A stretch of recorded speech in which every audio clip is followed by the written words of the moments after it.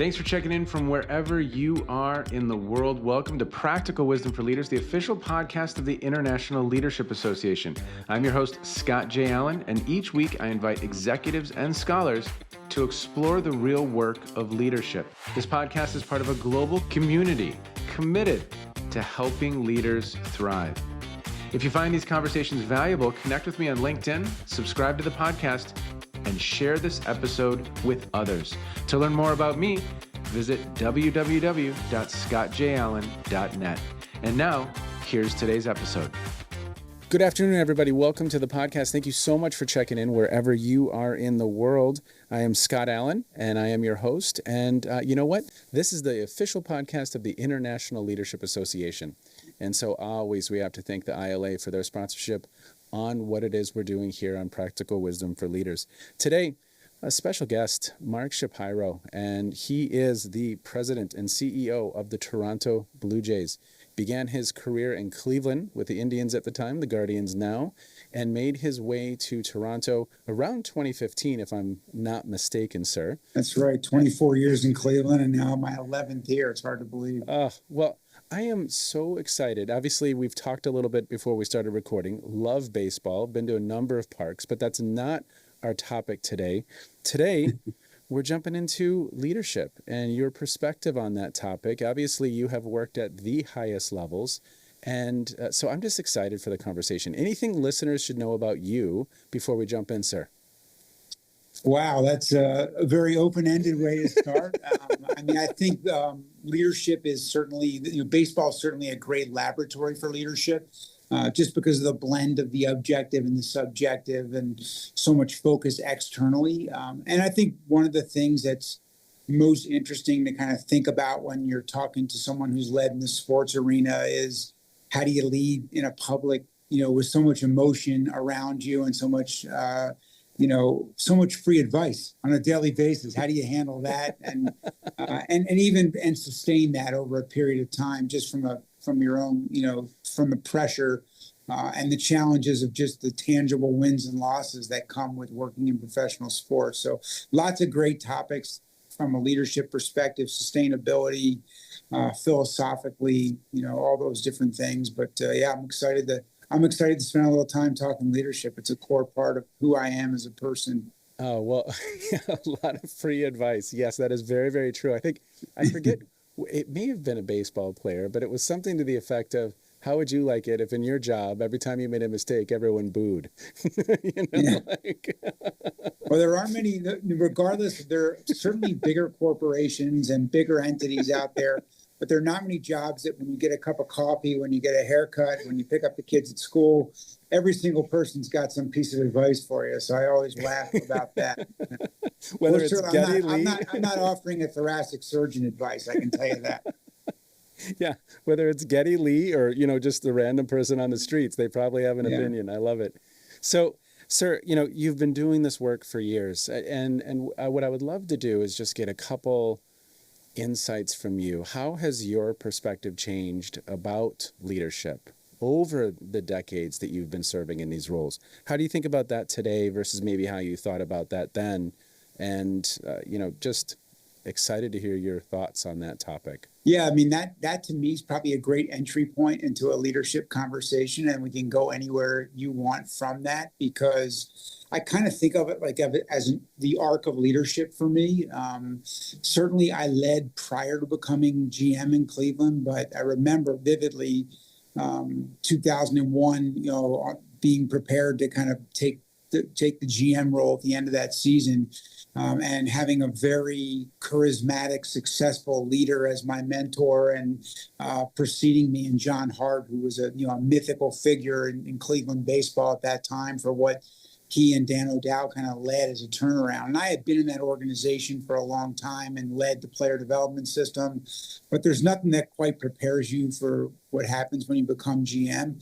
Yeah. I remember thinking I've got to do two things really well to follow John Hart as GM.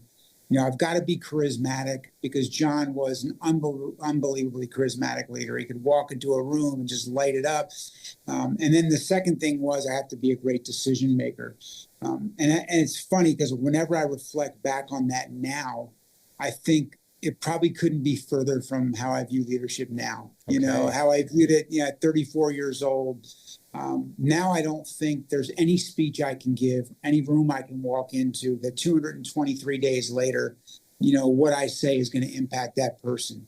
But what I can do is I can scale an organization that is focused on helping people understand how meaningful their work is to our mission.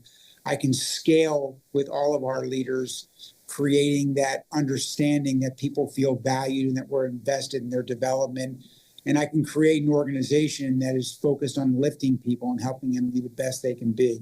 And so one speech, while that may be limited in meaning and charisma, I think is very limited, being that leader every single day that creates an environment and creates an emphasis and an alignment of values where it's understood that my expectation from my direct reports is that they're developing their direct reports and investing in them and caring deeply about them and making sure they connect the dots as to how they're directly responsible for bringing world championships to Canada, which is our mission. And if that's happening, Scott, all the way down the organization, then the usher doesn't view their job as taking people to seats. They view it as creating an experience where that person wants to come back a second and a third time. And the chef doesn't view his job or her job as feeding our players. They view their job as fueling champions. Yeah. And the equipment manager is not washing uniforms. They're creating a championship culture and environment. So ultimately, it shifted from charisma, which I think has a very limited, short-term, maybe not sustainable impact, to creating that special environment where people feel like they're part of something, that they're cared about, and most importantly, that their work's meaningful. Yeah. That's what I view leadership, helping people understand that all of their work is meaningful. And the only way we overcome our systemic challenges is if people are doing exceptional work. And I think that leads to people doing exceptional work. And the second piece on the decision-making piece, and this is a really interesting one in the professional sports arena. When I came here to Toronto and I got the media question, like, who's making the decisions? Is it Ross Atkins, the GM, or you, the president, because you have GM experience? And I'm like, well, neither of us.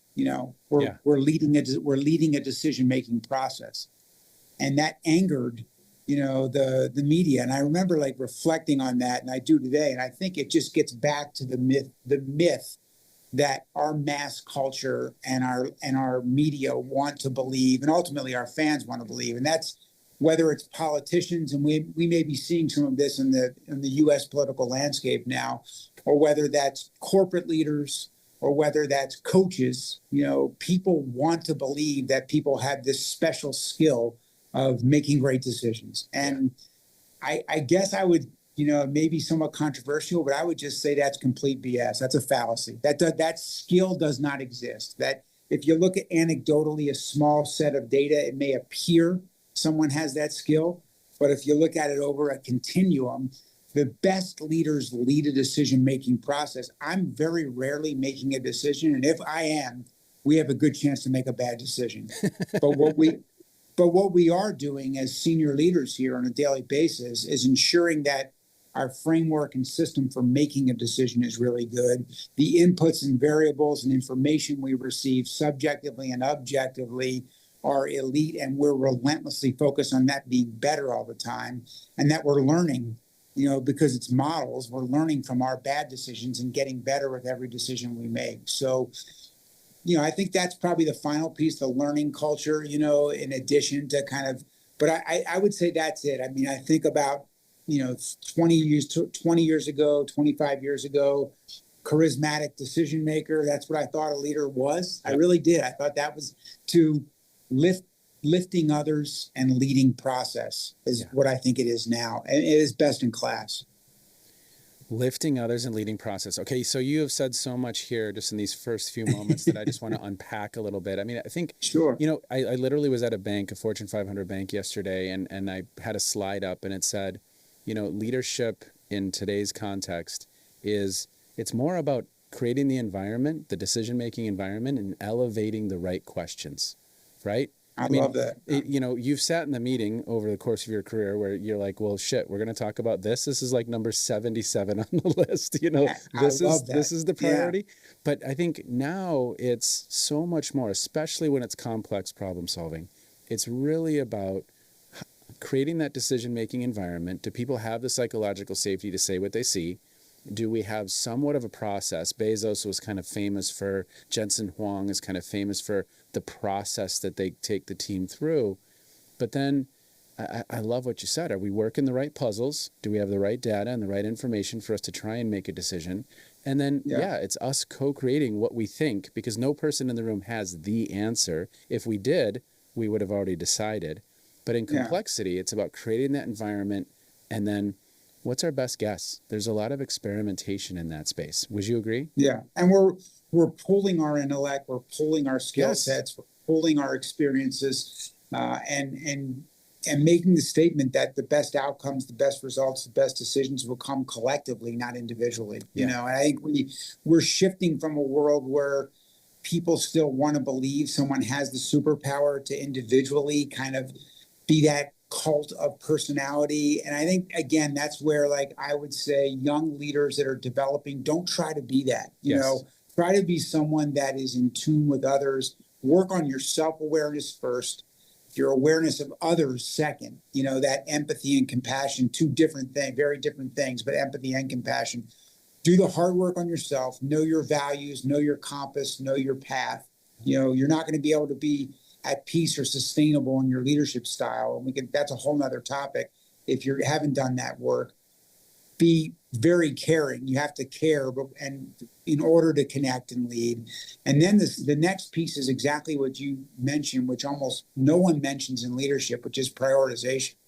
Understand where the leverage lies. I always tell the story, like when I was a young farm director, it was the best training for leadership for me, because I'd wake up every day. It's like being it's like being the principal of a school. You wake up every day, you've got 200 players, another 75 staff, and you've got 100 problems that are filling your inbox, that were on your backing up on your call sheet, and you got time to deal with about 5, every day.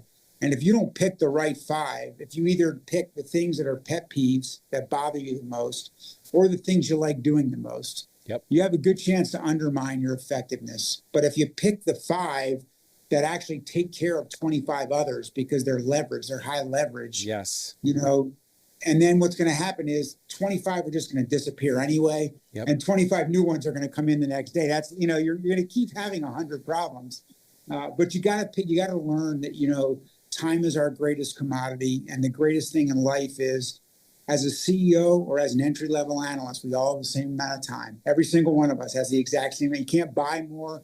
No job title, no salary is going to give you more of it. We have the same. So how you use your time and the prioritization of that, understanding leverage, is an absolute separator, which you mentioned just now. I just think it's worth calling out. Yeah, I mean, focusing on that signal versus, to your point, another way of saying kind of what you just said is there's a lot of noise. There's a lot of noise. Yes. And to your point, you're getting the free advice externally. There's a lot of noise. And I think those individuals who can focus in on, I love your phrasing there, leverage. Like, what are those high leverage decisions that are going to make 40 of these go away, that are going to be the most impactful? And if we have these people in this room right now, what do we need to be serving up as a conversation piece? Because time is money, and we don't have a lot of time oftentimes. So no, I love that. And to go back to your first thing around the charisma, I love that kind of word, scale. How do we, it can't just be, there's a friend of mine named Misha, and he has this quote, I'm not going to get it exactly right, but it goes something like this: stop being the smartest person in the room and start creating the smartest room. I mean, that's beautiful. Right? I love that. Isn't it? Yeah. Isn't it? I mean, it's just absolutely incredible. It's very easy for me not to be the smartest person in the room. And I've made a career out of hiring really smart people. So, once you hire them, you got to empower them. And then create an environment where they're collaborating and getting the best from each other too. So I'd always thought about one of the most important things we do when we onboard people and is helping them very objectively and clearly understand our systemic challenges, not necessarily our situational challenges. I kind of separate challenges into situational. There's COVID, there's the CBA, there's, things that come up, injuries, but then there's our systemic challenges. And if you can, people tend to shy away from them because they're demoralizing. They're hard. They become excuses. Yes. And I always try to articulate those because I think they actually make people realize how important they are to achieving things. And then I always love this. Like whenever you think you have an original idea, you read that, Marcus Aurelius was doing that 2,000 years ago. In this case, I was reading one of my favorite leaders, Stanley McChrystal. Okay. And he calls it shared consciousness, which is so much better than me saying, I share our objective challenges, So I love that. I steal that from him. He calls it shared consciousness. And I do think there's something with, whether you want to think about the Stockdale paradox from Jim Collins or, there's a very important part of leadership that you are saying, hey, these are our objective challenges. The foreign exchange rate is an issue here that we have no control over. The division we play in, the AL East, is a beast. We have no control over that. The collective bargaining agreement, creates an environment the combination of those two things are exacerbated and are tough to overcome. But you know what?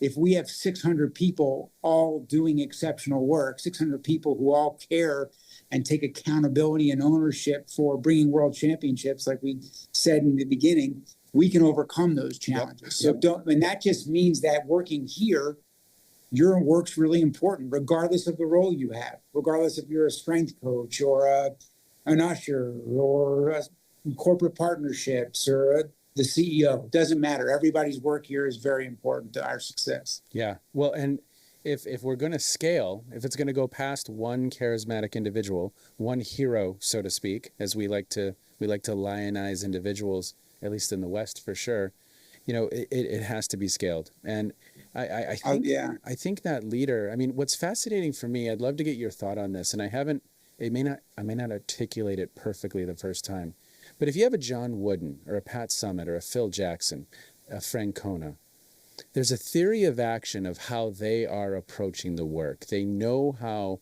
and they have thought through how the process of how they're going to do the work, the culture they're going to create. It's designed. Yeah. There's intentionality behind that. There's a culture behind how we're going to work out and practice. It's designed. There's intentionality. I don't know that I always find that with leaders, so to speak. You have a person who's leading a department in XYZ corporation. I don't know that they always have that clarity and that intentionality. And it's always fascinated me how we're kind of doing the same thing. You're building a team and solving puzzles, and that's what the coaches are doing as well, building a team, developing a culture, and solving puzzles of how do we tackle this next team? How do we compete given some of what's going on? But at times I don't see leaders having that level of clarity, and it's always just kind of fascinated me because at least in your intro, you have clarity of what you're trying to accomplish, and I just love that. I think what clouds it with a lot of leaders, Scott, is results, outcomes. Say more. Like I think outcomes, too many leaders, especially young leaders or, leaders in suboptimal organizations get consumed with, well, if I don't perform, if I don't get this result, if I don't get this outcomes, I have to put up the numbers, I have to achieve these results.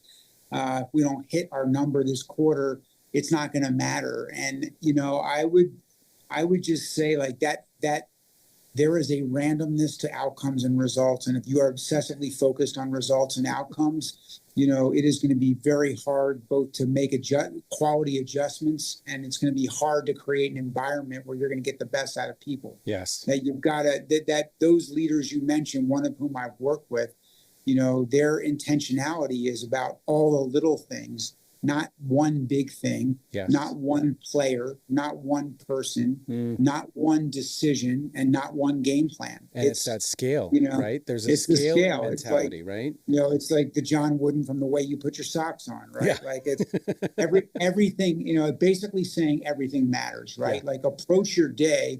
And I like to say, every one matters, everything matters.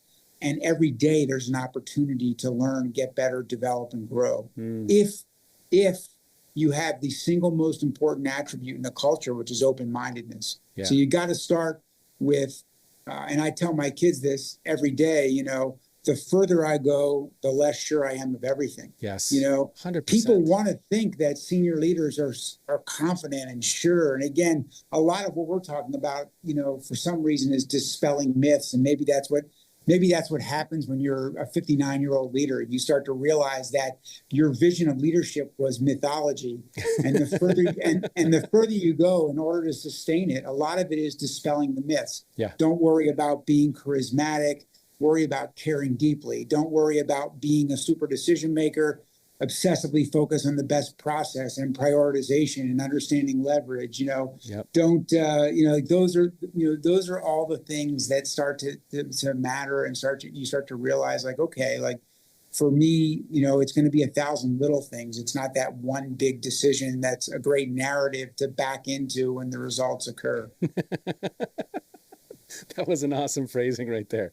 I love that. Yeah. Well, yeah, and again, one of the most, and you've mentioned this in the conversation, but one of the most important things that we have complete control over, are we kaizening? Are we on a daily basis improving ourselves? Because if others are in our care, they deserve the best possible version of us. And none of us are perfect. None of us have arrived. None of us have everything kind of figured out.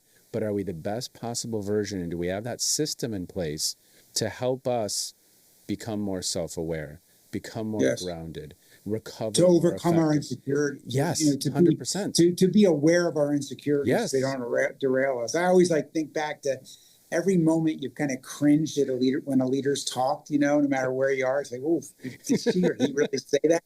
It's usually their insecurities that are coming out, and they're just not aware of them. But we all have them, every single one of us. Yep. So whether it's our background or education, our appearance, whatever it is, we have some insecurities. If we're aware of them, we can manage them, prevent them from tripping us up. If we're not, they end up causing you to lose awareness and say things that cause people to disconnect, from the more important messages. Well, and I think your previous statement also just signals wisdom. I mean, the longer I do this, the less I know in certain ways, and the more, and again, the less certain I am. Yes, and less certain you are, and I think that's why that kind of mindset around staying radically open to possibilities, because we all suffer from 180 cognitive biases that are impeding our ability to make sense of the world. And 100%. All we can do is create a great team, elevate the right questions, and sometimes with the team, is this worth our time and is it worth the bandwidth? Create that environment where we can co-create what we think is the best path forward. What's the next best experiment for us to try, given everything we know? And you mentioned earlier, foster the comfort and safety for someone to challenge me. Yes. That they feel comfortable challenging me. Yep. Yeah. And if they don't, you've been in that meeting too. Everyone kind of nods and smiles, right? And walks out the room, and then the meeting happens at the water cooler, and there isn't true, authentic buy-in, right? Yeah, and not going to be greatness. Certainly not going to be greatness, because you're dependent on one person instead of the group to get to the best decision and the best result. So okay, there's something, and there's also something that's scalably motivating with that open-mindedness of not having it figured out. And if I can model that as CEO, and then ingrain in everybody else that, hey, come in today, unsure, come in today, open-minded, come in today not knowing whether you're going to learn from an elevator conversation or a project that we're leading through a committee, or from your assistant, but you're going to learn something today, and you're going to find a way to get better. That makes every day exciting. It makes every day an opportunity, instead of like every day's executional. We're just here to execute. And it's almost freeing in a way for the leader as well, to kind of let go of that heroic mindset, to let go of that image, because I think there's a lot of people out there in the world right now constructing leadership how you used to. I have to have the answer. I have to make the decision. It has to be I have to get the result. They're feeling that pressure. And especially, again, when it's complexity, no one person has the answer. It's not a thing. We would have decided if that was the case. And in this environment, just it's a little bit freeing to say, I don't know the answer, but I'm confident together we can come up with what we think is the best path forward. So you're kind of 100%. holding the confidence and the humility. You're holding both. You're not like whimpering and I have no clue what we should do, but it's holding that space of both at once, confidence and humility. And I think that then permeates through that scales through the organization. That gets to a place. I think it's had those are wise words. It's had that effect on me. It's made leadership. It's freed me up. Yes. And it's freed me up to be a better leader. It's also made leadership more enjoyable for me. And I do double down. The areas I'm more confident on are how important the hiring process is, identification of talent, how important it is that once people are in the organization, they're empowered and we're committed to their development, and that we're, putting systems and decision-making process in place that makes it dependent that everybody contributes and that we weight the information properly. And so I think I am confident in process. I am confident. I am confident in systems. I'm confident in values and how important open-mindedness is and learning and all those things are and respect and trust and those things that make up the cornerstones of our organization. But I'm equally confident that there's no one individual that's going to, rise, that we're just going to lean on for making all these. It's certainly not me, Well, sir, as we begin to wind down, anything else that you want to share just on the topic of leadership? Something, maybe your perspective has changed. I mean, we have self-awareness baked in here.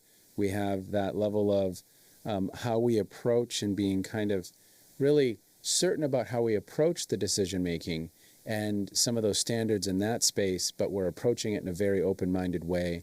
We have that mindset of, look, we need to scale in people's hearts what we're trying to accomplish here. And that is not going to happen from one charismatic individual. The importance of self-awareness.